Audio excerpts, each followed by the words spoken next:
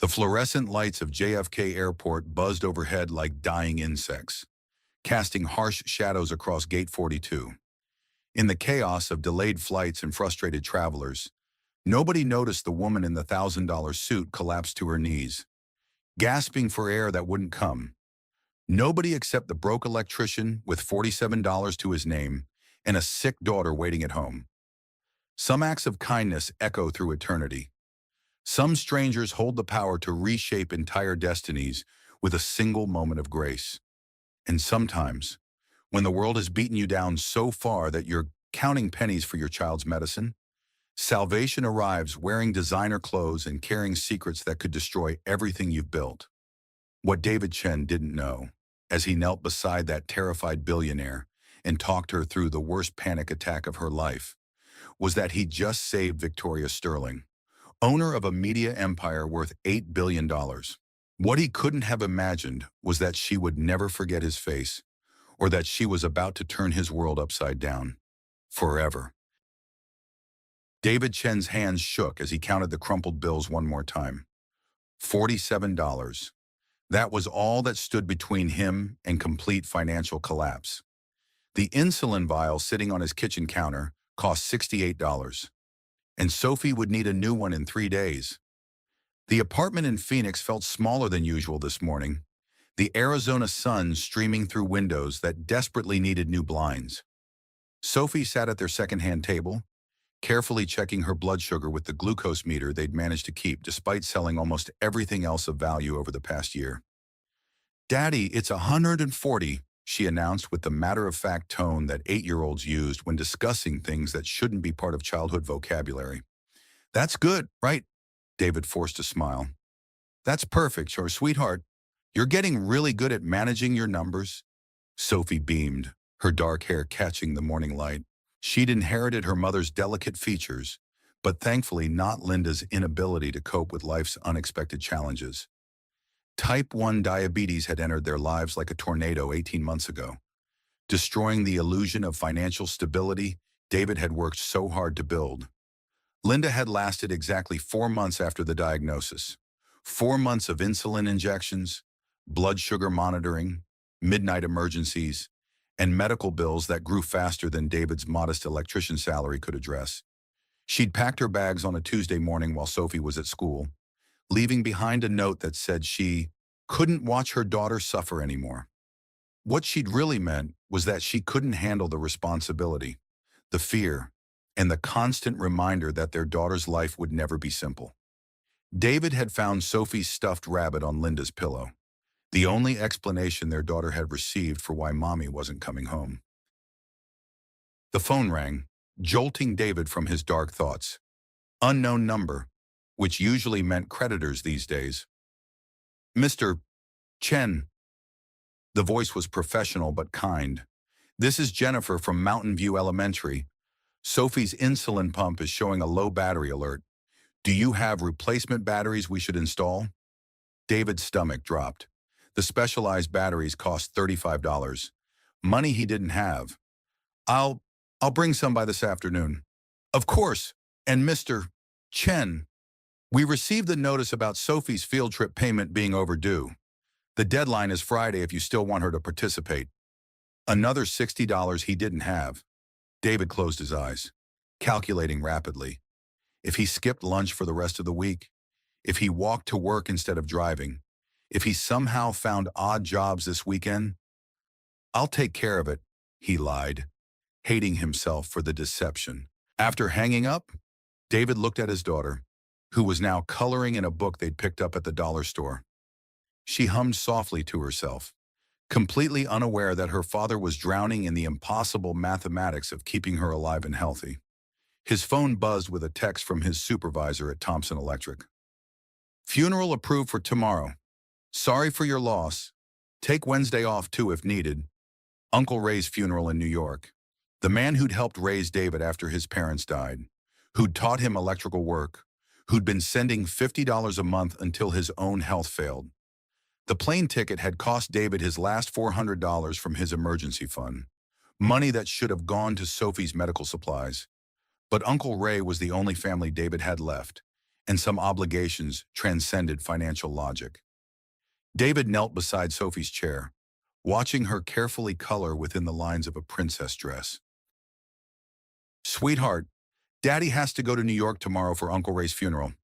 Mrs. Martinez is going to watch you." Sophie looked up with serious brown eyes. "Is Uncle Ray in heaven now?" "I think so.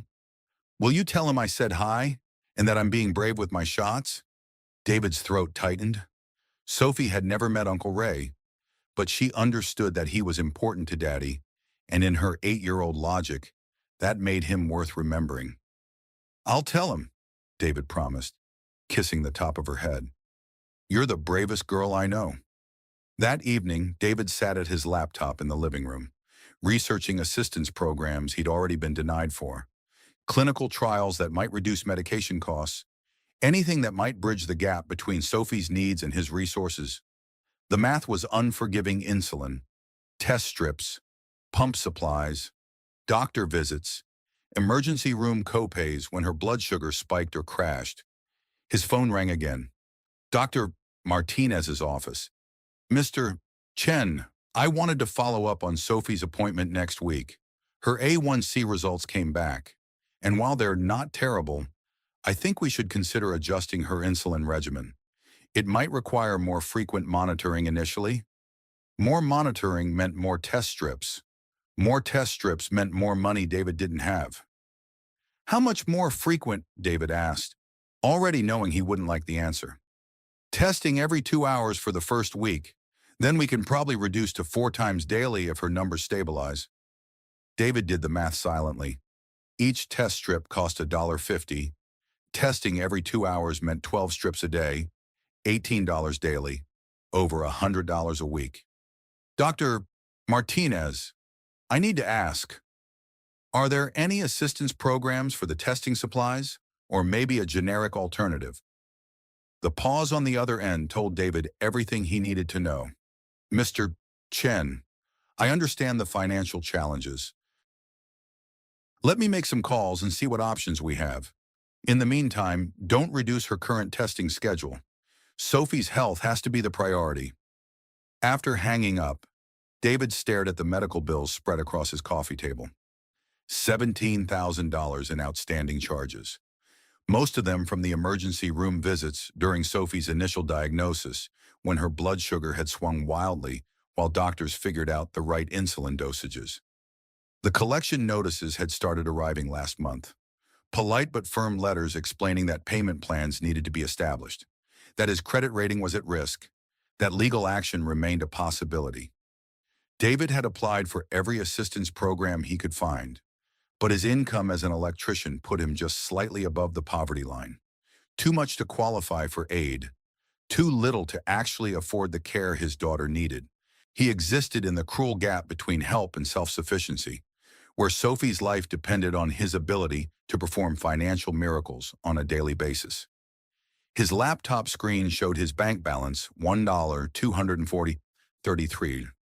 The plane ticket to New York had cost $440. After Uncle Ray's funeral, he'd have enough money for maybe 2 weeks of Sophie's supplies. And then, David didn't let himself finish that thought. Instead, he opened a new browser tab and began searching for second jobs, weekend work, anything that might help him bridge the gap between Sophie's needs and harsh reality. The irony wasn't lost on him that he was an electrician who might soon have his own power shut off for non-payment. Sophie appeared in the living room doorway, wearing her favorite pajamas, the ones with cartoon pancakes that she'd insisted on because they make me hungry for breakfast. "Daddy, I can't sleep. My tummy feels funny." David immediately switched into medical mode, checking his watch. 8:30 p.m., 2 hours after dinner. He retrieved the glucose meter from the kitchen, gently pricking Sophie's finger and waiting for the reading. 89. He read aloud, lower than ideal, but not dangerously low. "Let's get you a small snack." "Okay." As Sophie nibbled on crackers with peanut butter, David watched her carefully for signs of dropping blood sugar. These moments reminded him why Linda had struggled so much. The constant vigilance, The way every meal and every activity had to be calculated against insulin doses and glucose levels. The terrifying responsibility of keeping another human being's complex chemistry in balance. But David had discovered something Linda couldn't love made the burden bearable. Watching Sophie adapt to her condition with remarkable grace, seeing her help other kids at school understand diabetes, witnessing her matter-of-fact courage during doctor visits. These moments reminded David that they weren't just surviving a medical condition. They were raising an extraordinary human being who happened to need insulin to live. "Daddy," Sophie's voice was small in the quiet kitchen. "Are we going to be okay?" The question hit David like a physical blow.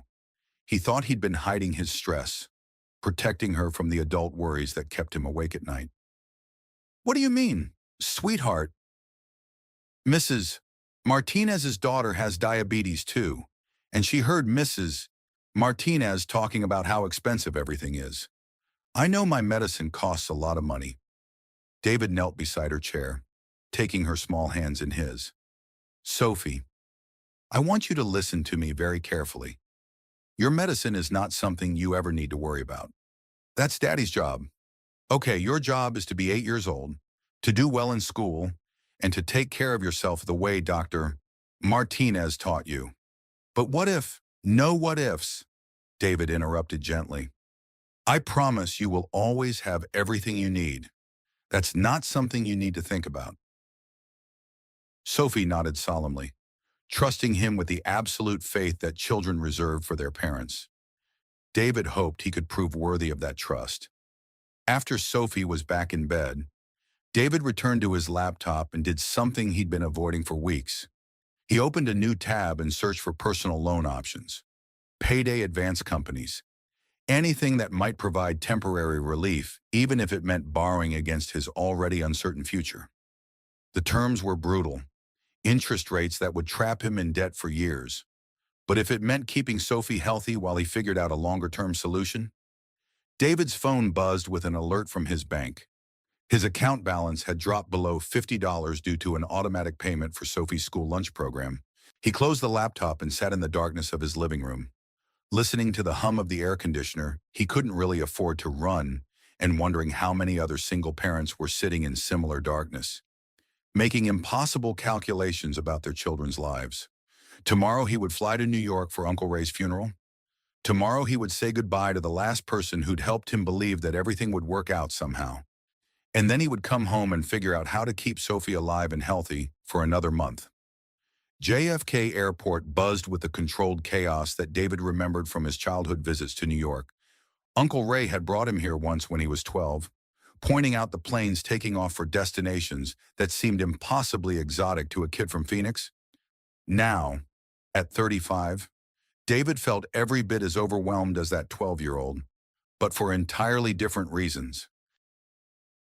The funeral had been small but meaningful. Uncle Ray's neighbors and fellow mechanics sharing stories about a man who'd helped everyone fix everything from broken carburetors to broken hearts. David's flight back to Phoenix was scheduled to depart in 2 hours. Gate 42, a window seat he'd paid extra for, because Uncle Ray had always said airplane windows were free movies if you paid attention to the story outside. As he made his way through the terminal, David's phone buzzed with updates he'd been dreading. 3 text messages from his bank about insufficient funds for automatic payments. 2 voicemails from Sophie's doctor's office about rescheduling her appointment due to insurance issues. 1 missed call from Thompson Electric about a job starting Monday that would require working 6 days a week for the next month. The overtime pay would help, but it also meant longer days away from Sophie, more reliance on Mrs. Martinez's kindness, more guilt about the burden his single parenthood placed on everyone around him. David found a quiet corner near his gate and called Mrs. Martinez to check on Sophie. "She's doing wonderful," Mrs. Martinez assured him in her warm, grandmother voice. "We checked her blood sugar after lunch. 156, very good. She helped me make cookies for my church group, and she measured all the ingredients like a little scientist. Thank you for watching her. I know it's a lot to ask." "David, stop. Sophie is a joy. My Maria loves having her here. You focus on saying goodbye to your uncle properly." After hanging up, David tried to calculate his finances again. The overtime pay from the extended job would cover Sophie's insulin for the next month, but he'd still be short on test strips and pump supplies. He could probably negotiate a payment plan with the medical supply company, but that would mean months of juggling partial payments while accruing late fees. His phone rang. Dr. Martinez's office. Again. Mr. Chen, I have some good news. I spoke with the pharmaceutical representative about Sophie's insulin, and they have a patient assistance program that might cover a significant portion of her costs.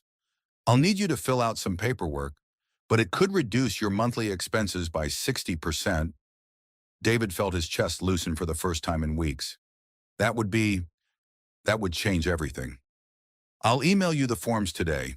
The only requirement is that your income falls below a certain threshold, which based on our previous conversations, shouldn't be an issue. For the first time in months, David allowed himself to imagine what financial breathing room might feel like. Maybe Sophie could go on that field trip after all. Maybe he could replace the glucose meter that had been giving inconsistent readings. Maybe he could stop making choices between his daughter's health and basic necessities. As he settled into his seat for boarding, David noticed a commotion developing near the gate agent's desk. A woman in an expensive business suit was arguing with airline staff, her voice rising with each exchange. "I need to be on this flight," she was saying, her words clipped with the authority of someone accustomed to having problems solved immediately. "The meeting I'm flying to has been moved up by 3 hours.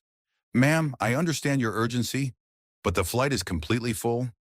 I can put you on the standby list for the next flight in 4 hours. 4 hours is unacceptable. There has to be something you can do." David watched the interaction with the detached interest of someone whose own problems made airline delays seem relatively manageable. The woman appeared to be in her early 50s, with silver-streaked hair pulled back in a perfect chignon and clothes that probably cost more than David made in a month. Everything about her radiated success and control, except for her hands, which were trembling slightly as she gripped her phone. The gate agent's voice remained professionally calm.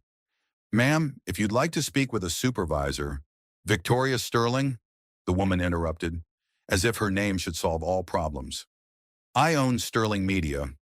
This flight delay could cost my company millions in a merger negotiation." David recognized the name vaguely. Sterling Media owns several television networks and newspapers, but even billionaires, apparently, couldn't override the physics of airplane capacity. As boarding began, David noticed that Victoria Sterling had moved away from the gate desk and was standing near the windows overlooking the tarmac. Her phone was pressed to her ear, and her free hand was pressed against her chest in a gesture that David recognized from his own moments of overwhelming stress. "I need the lawyers to delay the meeting," she was saying, her voice carrying despite her obvious attempt to speak quietly. "I don't care what excuse you use. Tell them I had a family emergency." David was settling into his seat when he heard the commotion. Passengers near the gate were murmuring. Someone was calling for security, and a voice over the intercom was asking for medical personnel to respond to Gate 42. Through his window, David could see that Victoria Sterling had collapsed. She was sitting on the floor near the gate, her back against the wall, breathing in rapid, shallow gasps that David recognized immediately. Sophie had experienced similar breathing during her most severe low blood sugar episodes, the kind of respiratory distress that meant someone was in serious trouble. But this didn't look like blood sugar issues. This looked like a panic attack. Airport security was trying to establish a perimeter around Victoria, asking passengers to give her space, but their well-meaning crowd control was probably making her feel more trapped and panicked. David could see her eyes darting around the terminal, wide with the kind of fear that had nothing to do with rational threats. Without really deciding to get involved, David found himself standing up. "Excuse me," he said to the flight attendant. "I think I can help." The flight attendant looked skeptical. "Sir, medical personnel are on their way." "I'm not medical personnel, but I have experience with breathing emergencies. My daughter has a medical condition." David didn't wait for permission. He walked back to the gate area, where Victoria Sterling was surrounded by concerned airline employees who clearly had no idea how to help someone experiencing a psychological crisis. "Ma'am," David said, kneeling down beside Victoria, but maintaining enough distance to avoid making her feel crowded. "My name is David. I'm going to help you get your breathing under control." Victoria's eyes fixed on his face with desperate gratitude. "Can you hear me okay?" David asked, using the same calm tone he'd perfected during Sophie's medical emergencies. Victoria nodded, still unable to speak. "Good. I want you to focus on my voice and ignore everything else.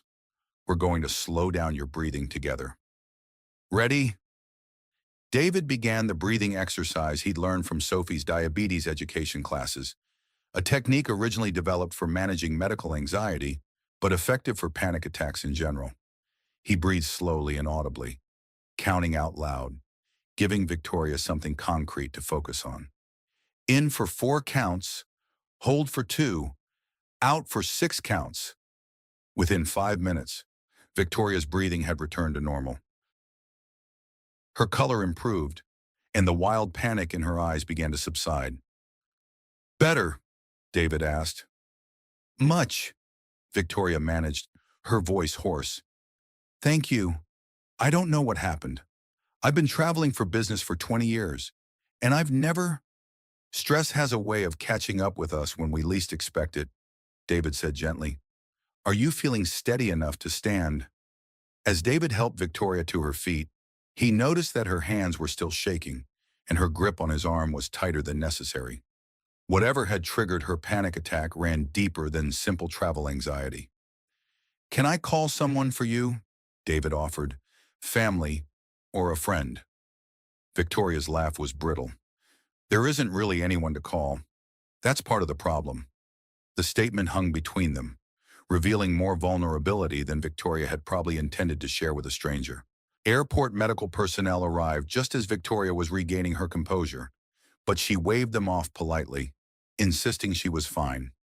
David noticed she didn't mention that she'd been having what appeared to be a severe panic attack. "Ma'am, we really should have you checked by a paramedic," the security supervisor insisted. "If you collapsed due to a medical condition—" "I'm fine," Victoria repeated, her business persona sliding back into place like armor. "I simply felt dizzy for a moment. Low blood sugar, probably. I skipped lunch." David almost corrected her. Panic attacks and hypoglycemia presented very differently. But something about Victoria's deliberate misdirection made him hold his tongue. She clearly didn't want her psychological crisis to become part of any official record. "The flight is boarding final passengers," the gate agent announced. David realized he needed to get back to his seat, but something made him hesitate. Victoria Sterling looked composed now, but David had seen enough medical emergencies to recognize when someone was masking ongoing distress. "Are you sure you're okay to travel?" he asked quietly. "Because if you need to postpone your trip—" "I can't postpone it," Victoria said firmly. "This meeting determines whether my company acquires the largest independent television network on the West Coast. Hundreds of jobs depend on this negotiation succeeding." David understood the weight of responsibility that kept people functioning despite their bodies and minds begging for rest. He lived with that pressure every day, pushing through exhaustion and stress because Sophie's health depended on his ability to keep working. "Well," David said, reaching into his wallet and pulling out one of his business cards from Thomson Electric, "if you need someone to call who understands panic attacks, feel free to reach out. I'm not a doctor, but I've learned a lot about managing medical emergencies."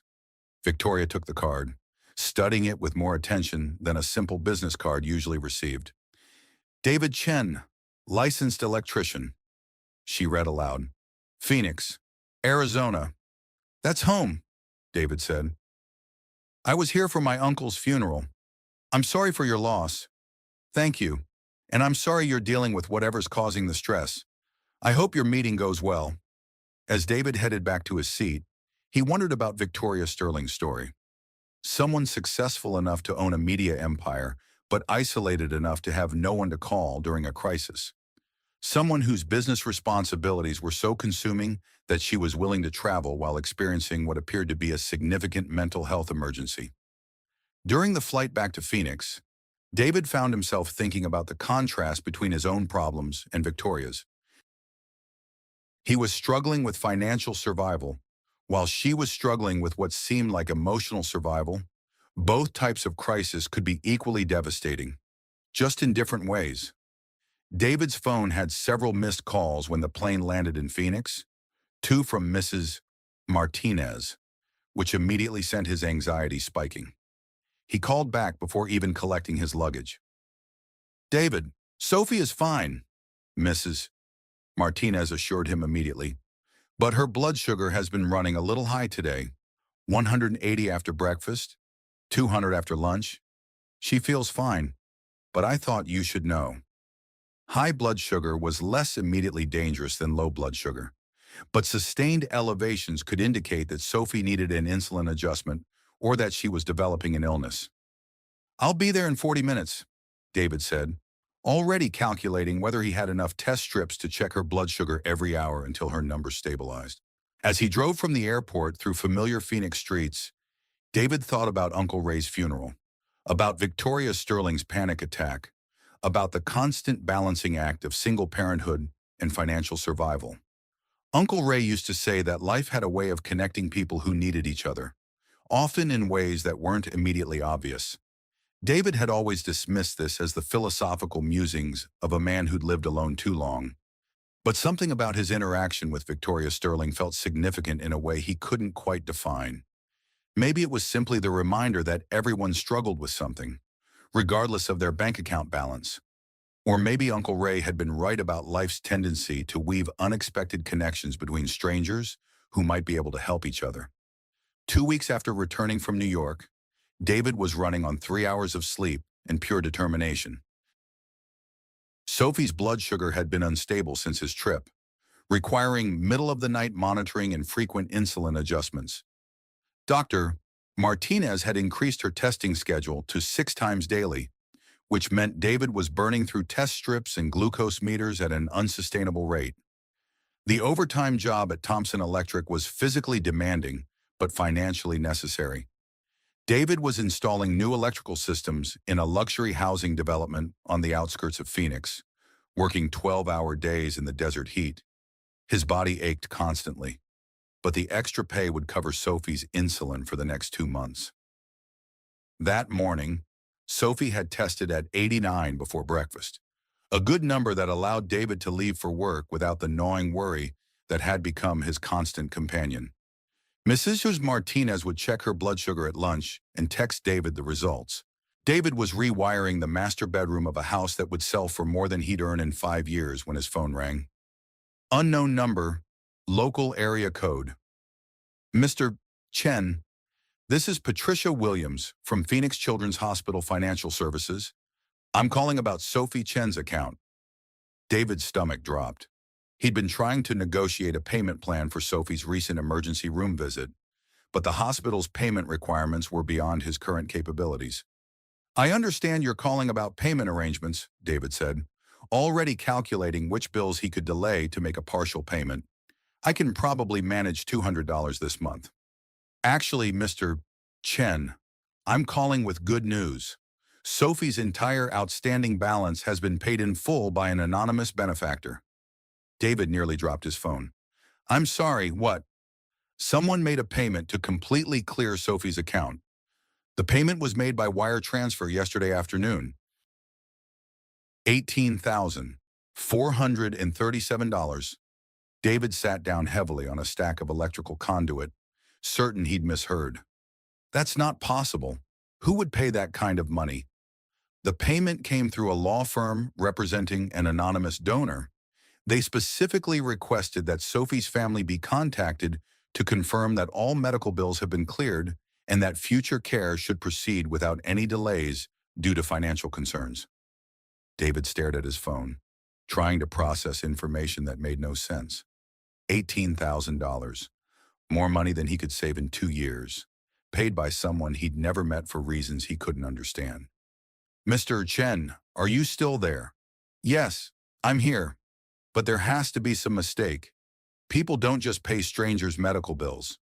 According to our records, the payment is legitimate and the funds have cleared. Sophie's account shows a zero balance as of this morning.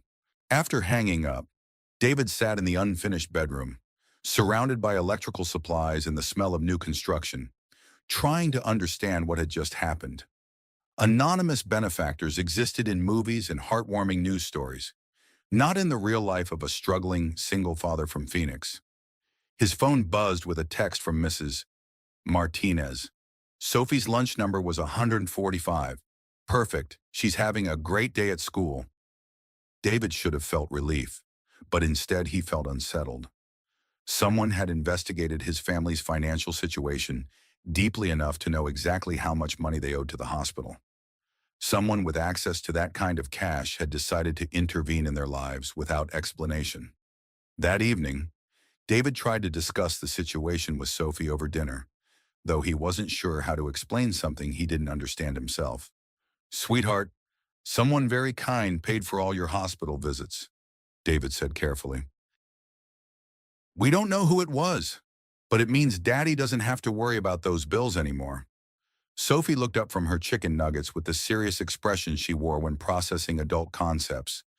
"Like a fairy godmother, maybe something like that. Did you do something nice for them first?" The question stopped David cold. Had he done something nice for someone recently? He tried to think of any recent interactions that might have prompted such extraordinary generosity.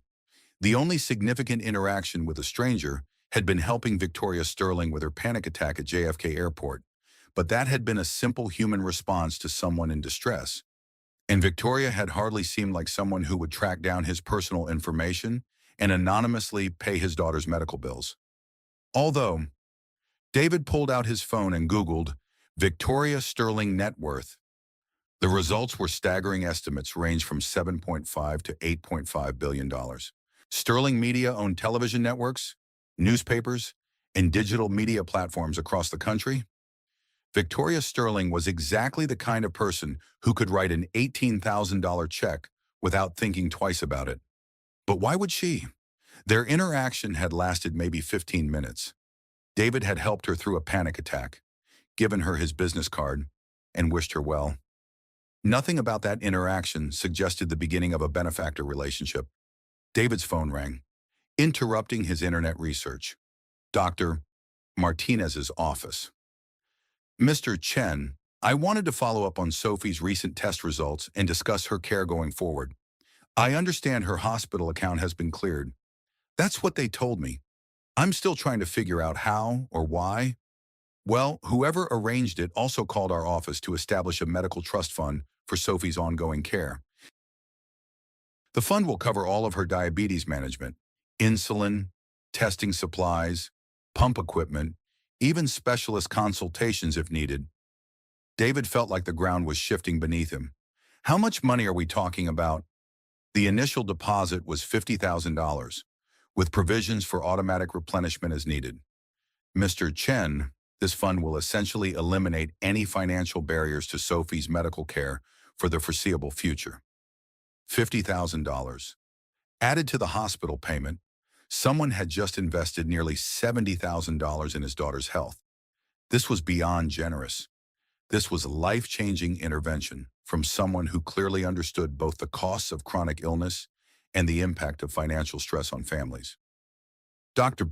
Martinez, do you have any information about who established this fund?" "Only that it came through the same law firm that handled the hospital payment. They were very specific that the donor wishes to remain anonymous, but wants to ensure Sophie receives optimal care without any financial considerations affecting treatment decisions."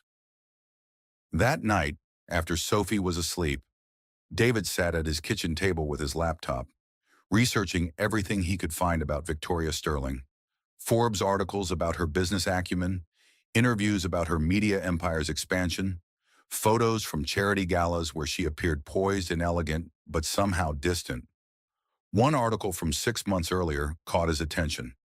"Sterling Media CEO takes leave for personal reasons." The piece was brief, mentioning only that Victoria had stepped back from day-to-day operations to address private health matters, while maintaining her role in major strategic decisions. The timeline matched what David had observed at the airport. Victoria's panic attack hadn't seemed like a one-time occurrence. It had the feel of someone struggling with ongoing psychological challenges. David found himself wondering about Victoria's life outside the boardroom. The Forbes estimates of her wealth were mind-boggling, but wealth couldn't cure panic attacks or fill the void she'd mentioned when she said there was no one to call. His phone buzzed with a text from an unknown number. "Mr. Chen, this is Patricia Williams from Phoenix Children's Hospital. The donor who established Sophie's medical fund asked me to convey a message. Sometimes good people need help, and sometimes helping them is the only way to find purpose. They hope you'll accept this assistance in the spirit it's intended." David stared at the message, reading it several times. The phrasing felt personal, not like something filtered through lawyers and administrative staff. This felt like a direct communication from someone who understood exactly what David had been struggling with. Someone who knew what it felt like to need help, and someone who had found purpose in providing it. David typed back, "Please tell the donor that my family is incredibly grateful. If there's ever anything I can do to repay this kindness, I hope they'll let me know." The response came within minutes. "The donor says that you already repaid the kindness. They simply hope you'll pass it forward when the opportunity arises." David read the message 3 times, focusing on the phrase, "You already repaid the kindness." This confirmed his suspicion that he'd met his benefactor before receiving their help. The only significant interaction with someone wealthy enough to provide this kind of assistance had been Victoria Sterling. But how had she found him? His business card had included his name and company information, but not his home address or details about Sophie's medical condition. Someone would have had to conduct a fairly thorough investigation to connect him to his daughter's hospital bills. The idea that Victoria Sterling had researched his personal life felt invasive, but the results had been so beneficial that David found it hard to be angry about the privacy violation. Sophie's medical care was secure, his crushing financial stress had evaporated, and for the first time in 18 months, David could make parenting decisions based on what was best for his daughter rather than what he could afford. Over the next few days, David found himself looking at the world differently. The weight of constant financial anxiety had lifted, allowing him to focus on Sophie's emotional and developmental needs rather than survival mode calculations. Sophie noticed the change too. "Daddy, you seem happier," she observed during their nightly reading time. "Are you not worried about my medicine anymore?" "I'm not worried about anything anymore. Sweetheart, someone very kind made sure you'll always have everything you need. I hope I can meet them someday to say thank you." David hoped so too, because whoever Victoria Sterling really was, whatever had motivated her extraordinary generosity, she had given his family something more valuable than money. She had given them the freedom to simply be a father and daughter again, without the constant threat of medical bankruptcy hanging over their relationship. But David also understood that accepting this level of help came with unspoken obligations. The donor's message about passing it forward suggested that this wasn't the end of their story together. Somehow, David suspected Victoria Sterling would find a way to make her presence known again. 3 weeks after the mysterious medical payments, David's life had settled into a routine that felt almost normal. Sophie's blood sugar remained stable. Her diabetes supplies arrived automatically from the medical supply company, and Dr. Martinez had been able to implement an optimal treatment plan without any consideration of cost. For the first time since Sophie's diagnosis, David could focus entirely on being her father rather than her financial advocate. That Wednesday morning brought an unexpected phone call that would change everything. "Mr. Chen, this is Grace Thompson from Southwestern Community Development. I'm calling about a position that might interest you." David balanced his phone between his shoulder and ear while checking Sophie's blood glucose levels before school. "I'm not really looking for new employment right now, but thank you for thinking of me. Actually, Mr. Chen, this position was specifically designed with your qualifications in mind. We're building a community center here in Phoenix, and we need a project manager with both electrical expertise and an understanding of family support services." David paused in the middle of preparing Sophie's insulin injection. "I'm sorry, what kind of understanding?" We're creating a comprehensive support center for families dealing with chronic childhood illnesses. The position requires someone who understands both the technical aspects of building maintenance and the real-world challenges these families face. David's hands stilled completely. A job specifically focused on helping families like his own, requiring his exact combination of skills and personal experience. "How did you get my name?" David asked. "You were recommended by someone familiar with your work and your personal dedication to family healthcare advocacy." Another careful non-answer that felt connected to his mysterious benefactor. "I'd be interested in hearing more detail," David said carefully. "Wonderful. Are you available to meet this afternoon? The project is time-sensitive, and we're hoping to fill the position quickly." Grace Thompson's office was located in a gleaming building in downtown Phoenix that smelled like success and possibility. The reception area featured architectural models of community development projects, photographs of ribbon-cutting ceremonies, and the kind of professional polish that suggested serious funding behind the organization's work. Grace herself was a woman in her 40s, with kind eyes and a handshake that conveyed both warmth and competence. She led David through a suite of offices that buzzed with purposeful activity: architects reviewing blueprints, social workers coordinating family services, administrative staff managing what appeared to be multiple large-scale projects. Southwestern Community Development was established 8 months ago, Grace explained as they settled in a conference room with floor-to-ceiling windows overlooking the Phoenix skyline. "Our founding donor wanted to create something different from traditional charity organizations: sustainable community infrastructure that addresses root causes rather than just symptoms." David nodded, though he was still trying to understand why this opportunity had found him rather than the other way around. Grace spread architectural plans across the conference table, revealing a project that took David's breath away. The proposed community center was ambitious and thoughtful, with specialized areas for medical support, educational programming, family counseling, and crisis intervention. "Hope Community Center will serve families throughout the greater Phoenix area," Grace continued. "But we're specifically focused on families dealing with chronic childhood illnesses, diabetes, asthma, cancer, genetic conditions, the families who need the most support but often fall through the cracks of existing services." David studied the blueprints with his electrician's eye, automatically cataloging the scope of work involved. New electrical throughout, specialized medical equipment hookups, backup power systems for life support devices, sophisticated security systems for medication storage. "This is a serious undertaking," David said finally. "You're looking at 18 months of construction and a budget in the millions." "Cost isn't our primary concern," Grace replied. "Quality is.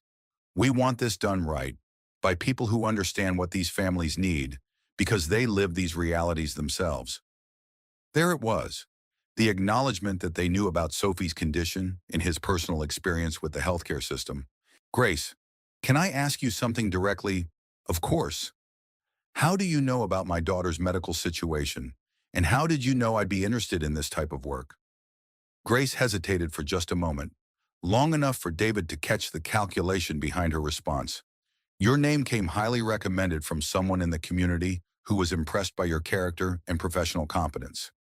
They mentioned that you'd overcome significant personal challenges related to family healthcare, which makes you uniquely qualified for this position." It wasn't exactly a lie, but it wasn't the complete truth either. David recognized the same careful phrasing he'd encountered from the hospital in Dr. Martinez's office. "I'd like to know who recommended me." "I'm afraid they asked to remain anonymous, but I can tell you that their assessment of your qualifications was extremely detailed and completely positive." David wanted to push harder, but the project plans in front of him represented something he dreamed about since Sophie's diagnosis: meaningful work that could help families like his own navigate the complex intersection of medical needs and financial reality. What exactly would my role be? Project manager and facility director. You'd oversee the construction phase, then manage day-to-day operations once we're open. The position includes full family health insurance, a competitive salary, and the opportunity to help design programming that directly addresses the challenges you've experienced as a single parent. Grace pulled out a salary proposal that made David's eyes widen. The amount was more than double his current income at Thompson Electric, with benefits that would provide security for Sophie's long-term care needs. "This seems too good to be true," David said honestly. "Why? Because you deserve an opportunity to use your skills in service of something meaningful. Because families like yours should have access to comprehensive support systems. Mr. Chen, there are hundreds of parents in Phoenix dealing with exactly what you've been through. This center can change their lives the same way it could have changed yours 18 months ago." Grace's words hit home because they were absolutely true. If Hope Community Center had existed when Sophie was diagnosed, David's family would have avoided months of financial crisis and medical anxiety. They would have had somewhere to turn for both practical support and emotional guidance. "I need some time to think about it," David said. "Of course, but I should mention that we're hoping to break ground within 6 weeks. We have all the permits approved and funding secured, but we need the right project manager to ensure this gets done properly." As David drove home from the meeting, his mind raced with possibilities and suspicions. The job offer was extraordinary, exactly the kind of opportunity that could transform his family's future, while allowing him to help other families avoid the struggles they'd endured. But the timing, the specific focus on childhood chronic illness, the anonymous recommendation, everything about this opportunity screamed Victoria Sterling's involvement. David found himself wondering if he should be grateful or concerned. On one hand, someone was orchestrating opportunities that aligned perfectly with his skills and values. On the other hand, having his life managed by an unknown benefactor felt unsettling, even when the management resulted in positive outcomes. That evening, David discussed the job offer with Sophie over dinner, though he kept the details age-appropriate. "There's a chance Daddy might get a new job helping families with kids who have diabetes like you do." Sophie brightened immediately. "That would be perfect. You could teach other daddies how to take care of their kids." "Would you like that, if Daddy's work was helping other families?" "Yes, and maybe I could help too. I know lots of things about having diabetes now." Sophie's enthusiasm helped David see the opportunity more clearly. This wasn't just about accepting help from a mysterious benefactor. This was about using his experience to prevent other families from struggling the way they had. His phone buzzed with a text from Grace Thompson. "Mr. Chen, I forgot to mention that the center will include a specialized childcare program for children with chronic conditions. Sophie would always have a safe place to stay during your work hours, with staff trained in medical emergency response." David stared at the message, recognizing another perfectly tailored solution to a problem he'd never mentioned to Grace. Someone had thought through every aspect of his life and designed opportunities that addressed each concern. He typed back, "I'd like to accept the position. When can I start?" The response came immediately. "Wonderful. Can you begin Monday? We're excited to have you as part of the Hope Community Center family." As David tucked Sophie into bed that night, he reflected on the dramatic changes in their lives over the past month. From financial desperation to medical security to a career opportunity that felt custom designed for his situation. "Daddy," Sophie's voice was sleepy but thoughtful, "do you think the person who helped pay for my medicine is the same person who wants you to help other families?" David considered the question seriously. "What makes you think that?" "Because it seems like something the same nice person would do. Help us first, then help us help other people." Sophie's logic was simple but probably accurate.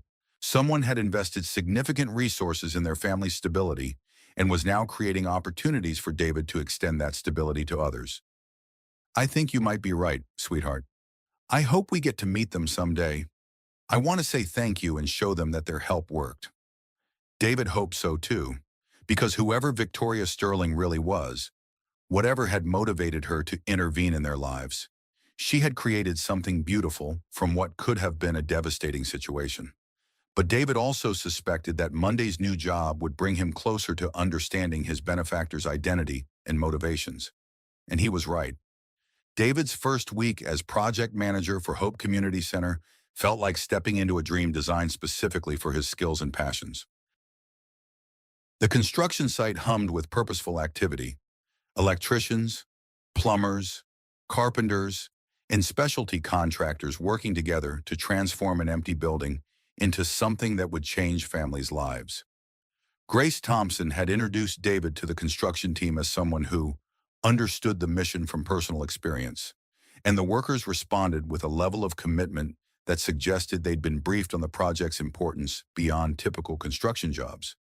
The building itself was a former medical facility, which meant much of the basic infrastructure could be adapted rather than built from scratch. David's electrical background proved invaluable as he coordinated the installation of specialized power systems for medical equipment, backup generators for emergency situations, and sophisticated security systems for medication storage. But the most impressive aspect of the project was the thoughtful design. Every room, every hallway, every piece of equipment had been chosen with families' real needs in mind. The children's area included spaces for blood glucose testing that felt more like cozy reading nooks than medical stations. The family consultation rooms were designed to accommodate wheelchairs, medical equipment, and emotional conversations without feeling clinical or institutional. Someone had clearly spent significant time researching the practical challenges faced by families dealing with chronic childhood illnesses. That Thursday afternoon, David was reviewing electrical specifications with his installation crew when Grace approached with a woman he didn't recognize. "David, I'd like you to meet V. Stone, our consulting specialist from Sterling Foundation. She'll be working with us to ensure the center meets all operational standards." David looked up from his blueprints and felt a shock of recognition. V.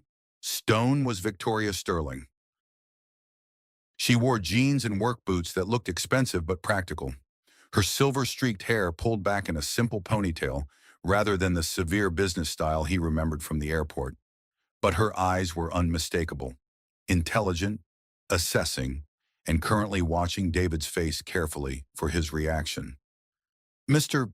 Chen," Victoria said, extending a hand that was softer than any contractor's he'd ever shaken. "Grace has told me wonderful things about your work here." David accepted her handshake, noting that her grip was steady despite the slight tremor he remembered from JFK Airport. She was clearly managing her anxiety better, but the underlying tension remained. "Ms. Stone," David replied, deciding to follow her lead in maintaining the fiction of their first meeting. "Are you with the Sterling Foundation?" "In a consulting capacity, I represent some of the donors who are particularly interested in this project's success." Grace excused herself to handle a call, leaving David and Victoria alone among the construction noise and equipment. "Should I call you V, or would you prefer Ms. Stone?" David asked quietly. "V is fine," Victoria replied, and David caught the slight smile that suggested she appreciated his discretion. For the next hour, Victoria toured the construction site with the focused attention of someone who understood both the technical requirements and the human needs the center would serve. She asked intelligent questions about accessibility features, emergency power systems, and the specialized air filtration needed for children with respiratory conditions. "The medical consultation rooms," Victoria said, studying the architectural plans. "They're designed to accommodate telehealth equipment. Yes, state-of-the-art systems that will allow families to consult with specialists who might be hundreds of miles away," David replied. "Especially important for families who can't afford to travel for specialized care." Victoria nodded approvingly. "And the medication storage area, temperature-controlled, secured access, backup power systems, and direct communication with the local pharmacy for emergency supplies. What about families who can't afford their medications?" David paused, recognizing the personal investment behind the question. "The center will maintain an emergency medication fund for exactly those situations. No child should go without life-saving medications because of financial limitations." Victoria's smile was radiant. "That's exactly right." As they continued the tour, David found himself studying Victoria's interactions with the construction crew. She spoke knowledgeably about building systems and safety requirements, But there was something more personal in her engagement with this project. When they reached the area designated for the children's emergency care station, Victoria stopped and stared at the space for several minutes. "This room," she said finally, "it's designed for children with diabetes. Among other conditions, the idea is to have trained medical staff available for emergencies, but in a setting that feels safe and comfortable rather than clinical." Victoria's voice was barely above a whisper. Children shouldn't have to be afraid of their medical care. There was something in her tone that made David look at her more carefully. This wasn't professional interest. This was deeply personal connection to the challenges faced by chronically ill children. "V, can I ask you something?" "Of course. You seem to understand these children's experiences very well. Do you have personal experience with chronic childhood illness?" Victoria was quiet for a long moment, clearly deciding how much truth to share. "I had a daughter once," she said finally. "Not biological, but mine in every way that mattered. She had type 1 diabetes." David felt his understanding of Victoria's motivations shift completely. "Had she died when she was 9, 23 years ago, but it still feels like yesterday." The raw pain in Victoria's voice explained everything. The anonymous payments for Sophie's care, the perfectly designed community center, the focus on families dealing with exactly the challenges Victoria had once faced. "I'm so sorry," David said, meaning it completely. "Her name was Emma. She was in foster care when I met her. I was 28, just starting to build my media company, and I thought I could provide her with everything she needed. I had money for the best doctors, the latest medical technology, all the resources that should have made her condition manageable." Victoria paused, clearly struggling with memories that remained painful decades later. But money couldn't fix a system that failed children like Emma. Her foster family before me had rationed her insulin because they couldn't afford the copays. By the time I found her, the damage was already done. I had her for 18 months, the best 18 months of my life, but her body had already been compromised by months of inadequate care. David understood now why Victoria had been so generous with Sophie's medical fund, why the community center was designed with such thoughtful attention to diabetic children's needs. "Emma would have loved this place," Victoria continued, gesturing around the construction site. "She always said she wanted to help other kids like her when she grew up. In a way, I guess she is. Is that why you helped my family? Because Sophie reminded you of Emma?" Victoria met his eyes directly. "I helped your family because you reminded me that good people still exist. When you helped me at the airport, you didn't know who I was or what I could do for you. You simply saw someone who needed help and provided it. Anyone would have done the same thing." "No, they wouldn't have. Most people would have called for medical help and stayed out of the situation. You got personally involved because someone was in distress, and you had the skills to help them." Victoria gestured around the construction site. "This center exists because you showed me that there are still people who help without calculating personal benefit. Emma would have loved you, and she would have loved Sophie." David felt something shift in his understanding of his relationship with Victoria Sterling. This wasn't about charity or philanthropy. This was about someone who had experienced devastating loss, finding a way to prevent other families from enduring the same tragedy. "Would you like to meet Sophie?" David asked impulsively. "She's been curious about the fairy godmother who helped with her medical bills." Victoria's face lit up with genuine joy. "I would love that. If you think she'd be comfortable meeting a stranger, Sophie has never met a stranger. And somehow, I don't think you'll be a stranger to her for long." As they concluded the construction site tour, David realized that his mysterious benefactor was no longer mysterious. Victoria Sterling was simply a woman who had loved a child and lost her, and who was now using her resources to ensure that other families didn't face the same preventable tragedy. "V," David said as they walked back toward the site office. "Yes, thank you for Sophie, for this job, for creating something that will help so many families. I understand now why you did it, and I'm grateful Emma had someone who loved her so much." Victoria stopped walking and looked at David with tears in her eyes. "Thank you for letting me help," she said. "For the first time in 23 years, I feel like Emma's life meant something beyond my own grief." "Her life means everything," David replied, "because it led to this center, which will save hundreds of children like her." As Victoria drove away from the construction site that afternoon, David stood among the building materials and electrical equipment, understanding that he was part of something much larger than a construction project. He was helping to build Emma's legacy, and somehow, he suspected that both Emma and Sophie would approve. 6 weeks into construction, Hope Community Center was ahead of schedule and exceeding every expectation David had imagined. The medical consultation rooms were equipped with technology that rivaled major hospitals. The children's areas felt warm and welcoming, despite their sophisticated monitoring capabilities. And the family support spaces were designed to provide both privacy and community. Victoria had become a regular presence at the construction site, though she maintained her Vorster identity with everyone except David.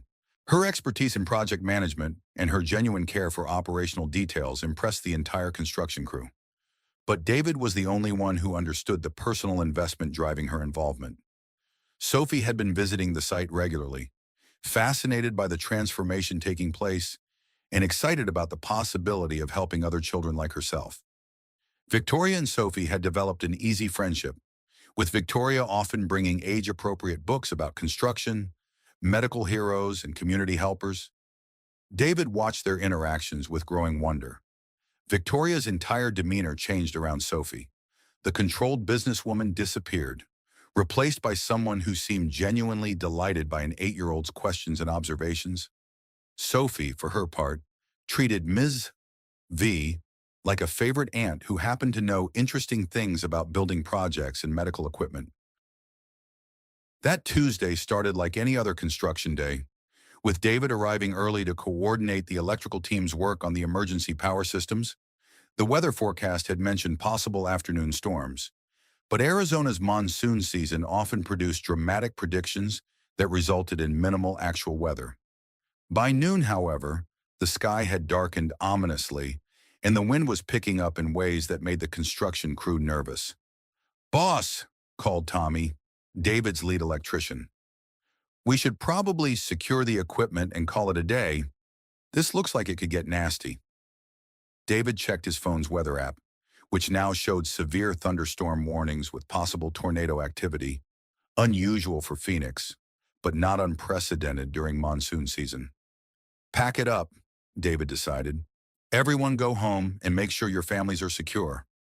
As the crew began securing equipment and covering exposed electrical work, David called Mrs. Martinez to check on Sophie. "David, we're fine here," Mrs. Martinez assured him.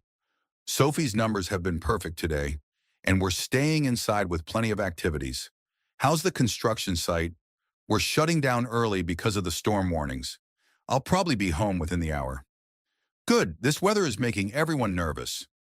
David was overseeing the final equipment securing when Victoria's car pulled into the parking lot. She climbed out wearing a raincoat and boots, clearly intending to inspect the storm preparations personally. "V, you don't need to be here," David called over the increasing wind. "We've got everything covered." "I wanted to make sure the medical equipment storage was properly protected," Victoria replied, jogging toward the building entrance. "Some of that equipment is irreplaceable and extremely sensitive to humidity." They made their way through the building together, checking that windows were secured, medical equipment was covered, and emergency power systems were functioning properly. The storm was intensifying rapidly, with rain beginning to slam against the windows and wind howling through gaps in the construction barriers. Victoria's phone rang as they finished securing the medication storage area. "Patricia, I can barely hear you," Victoria said, pressing her phone against her ear. "What's the emergency?" David watched Victoria's face change from calm professionalism to alarm. "What do you mean the Phoenix market is collapsing? What happened to the Sterling Industries stock price?" Victoria moved to a quieter corner of the building, but David could still hear fragments of her conversation. "Down 40% in 2 hours?" That's impossible. What do you mean, fraudulent reporting accusations? Who's making these allegations? David realized he was witnessing a major business crisis unfolding in real time. Victoria Sterling's media empire was apparently under some kind of financial attack, and she was trying to manage the crisis from a construction site during a severe storm. Patricia, I need you to conference me into the emergency board meeting immediately, Victoria was saying, her voice taking on the authoritative tone David associated with her public persona. And get our legal team on the line with securities regulators. The call continued for 20 minutes, with Victoria pacing the length of the building while coordinating what sounded like a complex response to corporate sabotage. David couldn't help but admire her composure under pressure. She was simultaneously managing a media empire crisis and ensuring that construction equipment remained protected from storm damage. But David also noticed signs of the anxiety he'd first witnessed at JFK Airport.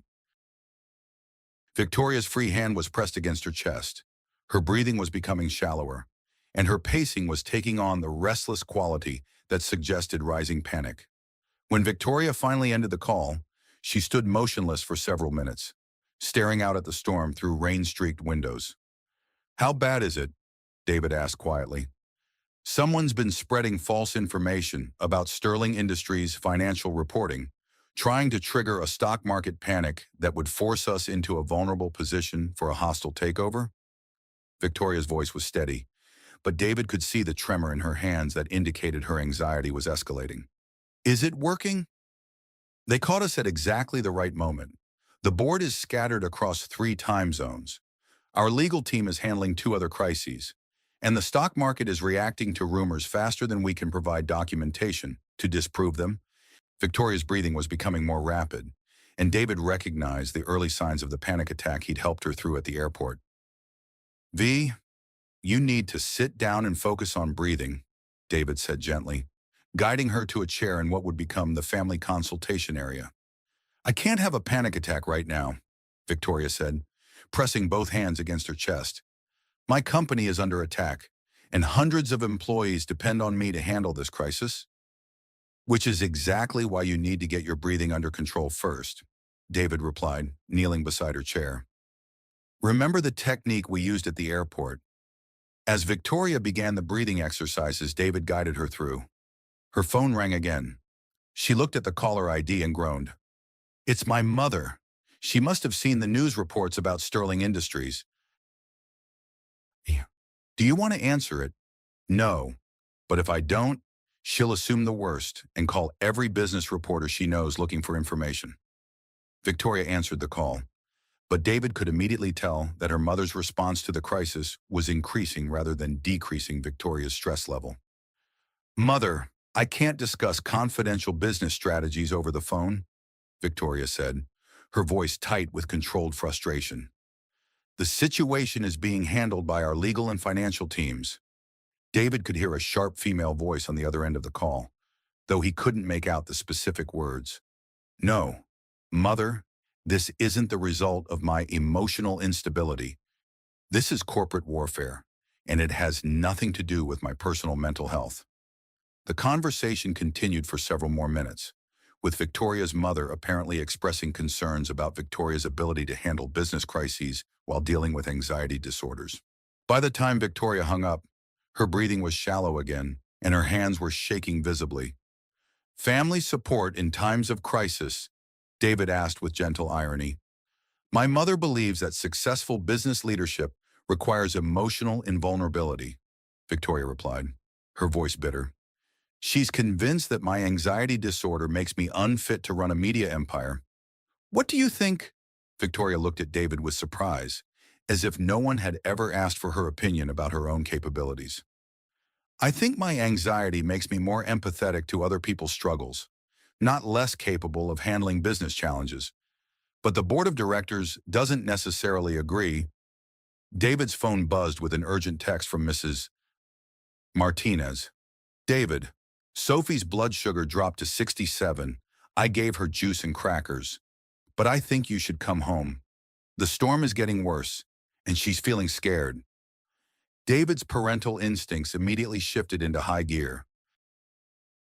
Sophie's blood sugar was dropping into the range that could become dangerous quickly, especially if stress and fear were affecting her body's glucose regulation. "I need to get home," David said, showing Victoria the text. "Sophie's having blood sugar issues." Victoria immediately stood up, her corporate crisis momentarily forgotten. "How far do you live from here?" "About 15 minutes in normal weather, but with this storm, my car has all-wheel drive and GPS navigation. Let me drive you." "V, you've got your own emergency to handle. My emergency is corporate politics. Yours is a child who needs medical attention. There's no comparison." As they ran through the parking lot to Victoria's car, the storm reached its peak intensity. Rain was coming down in sheets. Wind was strong enough to make walking difficult, and the sky had taken on the greenish tint that often preceded tornado activity in Arizona. Victoria drove with calm confidence through conditions that would have challenged any driver, her expensive sedan handling the flooded streets and debris-scattered roads without difficulty. But David noticed that her hands were gripping the steering wheel tightly, and she was breathing with the deliberate rhythm that suggested ongoing anxiety management. "V, are you okay to drive in this?" "I'm fine. Sophie needs to get home safely." David's phone rang. "Mrs. Martinez again." "David, Sophie's blood sugar came back up to 89, but now she's asking for you. She's worried about the storm, and I think the stress is affecting her glucose levels." "We're 5 minutes away," David replied, relief flooding through him. As Victoria navigated the final turn onto David's street, her phone rang with what sounded like an urgent ringtone. "I should answer that," Victoria said, glancing at the caller ID. "It's my head of legal affairs." "Patricia, what's the latest?" Victoria answered, putting the call on speaker so she could focus on driving. "Victoria, we need you to authorize the release of financial documentation that will disprove the allegations, but it requires your personal signature on disclosure agreements." "Where do I need to be?" "Ideally, our downtown office within the next 2 hours. The markets close in 4 hours, and if we can't provide documentation by then, the stock price could drop below the threshold that triggers automatic board review of your position as CEO." David understood the implications immediately. Victoria was facing the possibility of losing control of her own company because of false allegations, and the window for response was narrowing rapidly. "Victoria, I can handle things from here," David said as they pulled into his driveway. "You need to go save your company." "I'm not leaving until I know Sophie is okay." Victoria insisted on coming inside to check on Sophie personally. Despite the urgency of her corporate crisis, Mrs. Martinez greeted them with relief, and Sophie ran to David with a combination of excitement and residual worry that followed her blood sugar episodes. "Daddy, Miss V, the storm is so loud, and my tummy felt funny, but Mrs. Martinez gave me juice, and now I feel better." Victoria knelt down to Sophie's eye level, her business crisis apparently forgotten. "Are you feeling strong now?" Victoria asked, gently checking Sophie's hands for signs of lingering hypoglycemia. "Yes, but I was scared because the thunder was really loud, and my blood sugar machine beeped a lot." "Thunder can be scary, but you did exactly the right thing by telling Mrs. Martinez how you felt. That's what brave girls do." Sophie beamed at the praise, then looked at Victoria with sudden concern. "Ms. V, are you okay? You look worried." Victoria glanced at David, clearly torn between her affection for Sophie and the crisis demanding her attention. "I'm handling some grown-up problems, sweetheart, but they'll get figured out." Sophie's 8-year-old logic kicked in immediately. "Is someone being mean to you because Daddy always says that mean people can't win if good people stick together?" Victoria's smile was radiant despite her stress. "That's exactly right, Sophie, and you've helped remind me that good people do stick together." Victoria's phone was ringing again, but she ignored it to give Sophie a proper hug goodbye. "Ms. V," Sophie said seriously, "I hope your grown-up problems get fixed, and if you need help, Daddy's really good at fixing things." As Victoria prepared to leave for her downtown office, David walked her to the car. V, good luck with the board meeting, and thank you for driving me home. David, I need to tell you something before I go handle this crisis. Victoria looked directly into his eyes, and David saw vulnerability there that had nothing to do with corporate politics. What is it? If this takeover attempt succeeds, if I lose control of Sterling Industries, the funding for Hope Community Center could be jeopardized. The foundation that's funding the project is directly tied to my company's financial stability. David felt his stomach drop. How jeopardized?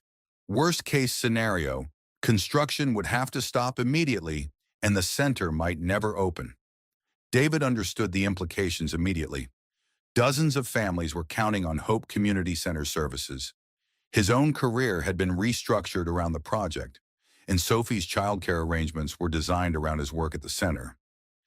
Is there anything I can do to help? Victoria shook her head. This is corporate warfare, and it has to be fought with lawyers and financial documentation, not construction expertise.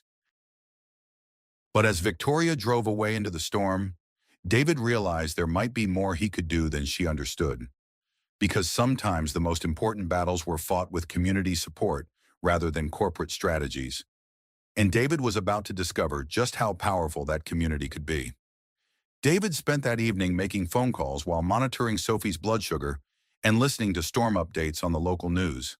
The corporate attack on Sterling Industries was major enough to warrant coverage on Phoenix television stations, with business reporters speculating about the potential impact on Victoria's media empire and related business ventures.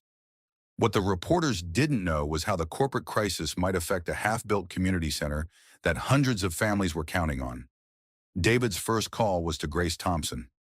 Grace, I know it's late, but I need to understand our funding situation if Sterling Industries faces financial difficulties. Grace's pause told David everything he needed to know.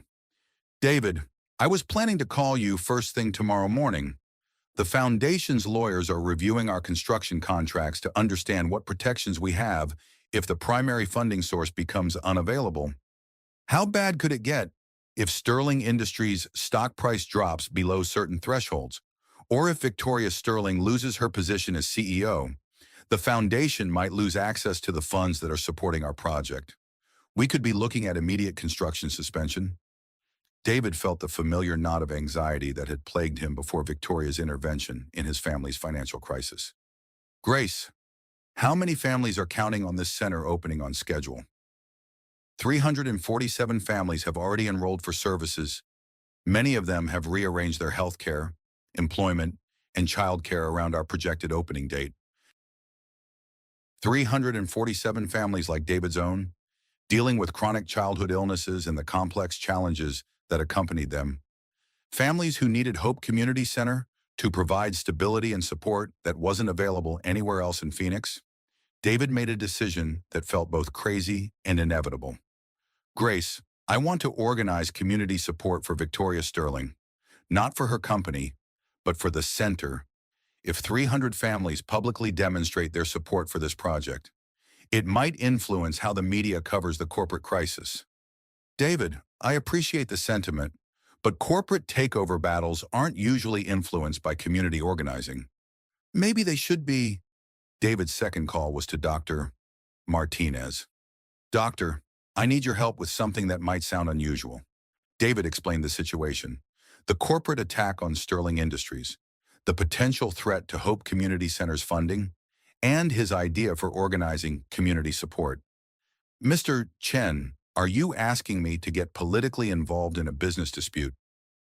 I'm asking you to advocate for a medical facility that will serve hundreds of children with chronic conditions. This isn't about corporate politics. This is about community health care. Dr. Martinez was quiet for several minutes. How many families are we talking about? Everyone who's enrolled for center services, plus everyone who's applied for enrollment, plus everyone who could benefit from these services but hasn't heard about them yet. Maybe 1,000 families total. And your plan is what, exactly? David took a deep breath, knowing his next words would commit him to something ambitious and possibly impossible. Tomorrow morning, I want to organize a demonstration at Sterling Industries' Phoenix office. Not a protest against anyone, but a show of support for Victoria Sterling and the Community Center project. I want local families to explain publicly why this center matters to them. David, do you have any experience organizing public demonstrations? No, but I have experience with impossible situations, and sometimes you have to try things that seem crazy because the alternatives are unacceptable. Dr. Martinez agreed to contact families from her patient roster who might be interested in supporting the demonstration. She also offered to provide medical volunteers who could monitor children with chronic conditions during the event. David's third call was to Tommy, his lead electrician. Boss, what's up? Are we working tomorrow despite the weather? Tommy, I need to ask you and the crew for a personal favor that goes beyond your construction contract. David explained the situation and his plan for community support. So let me get this straight, Tommy said slowly. You want the construction crew to participate in a public demonstration supporting our employer during a corporate crisis that could result in our project being canceled. That's exactly what I'm asking. Boss, count me in. This project is the most important work I've done in 15 years of construction. If there's a chance to save it, I'm interested. By 10 p.m., David had commitments from Dr. Martinez to contact medical families, Grace Thompson to provide logistical support, Tommy to organize construction worker participation, and Mrs. Martinez to help coordinate childcare during the demonstration. David's phone rang at 11 p.m., Victoria's name on the caller ID. David, I hope I'm not calling too late. Not at all. How did the board meeting go? Victoria's voice was exhausted but determined. We provided enough documentation to slow down the stock price collapse, but the situation is still critical. The board is meeting again tomorrow morning to decide whether to accept a buyout offer that would essentially dissolve Sterling Industries as an independent company. What does that mean for the foundation and the community center? It means tomorrow might be the last day I have the authority to protect the project's funding. David took a deep breath. Victoria, I need to tell you about something I've organized for tomorrow morning. David explained his plan for community demonstration, the families who had committed to participate, and his hope that public support might influence the corporate crisis resolution. Victoria was quiet for a long time. David, I appreciate the gesture more than you know, but corporate takeover battles aren't influenced by public relations campaigns. Maybe this one will be different. Maybe when people understand what's at stake beyond stock prices and corporate control, they'll care about different outcomes. What do you mean? I mean when local news covers this story, they won't just be reporting on Sterling Industries' financial problems. They'll be reporting on families whose children's health care depends on your company's stability. They'll be talking about a community center that could change hundreds of lives. Victoria's voice was soft when she responded. You're organizing this demonstration to support me. I'm organizing it to support Emma's legacy and Sophie's future, and every family who needs what Hope Community Center represents. David, even if the demonstration is successful, even if it influences media coverage of the crisis, there's no guarantee the board will decide to reject the buyout offer. I know, but sometimes you have to try impossible things because not trying guarantees failure. Victoria was quiet again. What time is the demonstration? 9 a.m. outside Sterling Industries Phoenix office building. I'll be there. Victoria, you'll be in board meetings all morning. The board meeting doesn't start until 10 a.m. I'll have time to see what the community support looks like. The next morning dawned clear and bright. With yesterday's storm having passed through completely, David arrived at Sterling Industries' downtown Phoenix office building at 7:30 a.m. to find that word of the demonstration had spread beyond his initial organizing efforts. Grace Thompson was coordinating with building security to ensure the demonstration remained peaceful and legal. Dr. Martinez had set up a medical support station for participating families. Tommy and the construction crew were distributing flyers explaining Hope Community Center's mission and the potential impact of the corporate crisis. By 8:30, over 200 people had gathered in the plaza outside Sterling Industries' office building. Families with children, construction workers, medical professionals, and community members who had heard about the demonstration through social media and local news coverage. Local television stations were setting up cameras, and reporters were interviewing families about why they were supporting Victoria Sterling during her company's crisis. David watched a mother 6 months later. David Chen stood in the main hall of Hope Community Center, watching his daughter Sophie teach a group of newly diagnosed diabetic children how to check their blood sugar without fear. The late afternoon Phoenix sun streamed through windows that had been installed by his own hands, illuminating faces filled with hope instead of desperation. Victoria Sterling, no longer hiding behind the alias V. Stone, sat cross-legged on the floor beside them, her billion-dollar empire secure, her panic attacks managed, but more importantly, her heart finally full. The corporate crisis had passed. The hostile takeover had failed, but what remained was something neither money nor power could have purchased. A family, built from broken pieces. 347 families now had access to the care they needed. Thousands more would follow. Emma's legacy lived on in every child who would never have to ration insulin, never have to choose between medicine and rent, never have to watch their parents count pennies for their survival. Sometimes salvation comes disguised as coincidence. Sometimes guardian angels have panic attacks in airport terminals. And sometimes the bravest thing you can do is help a stranger breathe. What act of unexpected kindness changed the course of your life forever?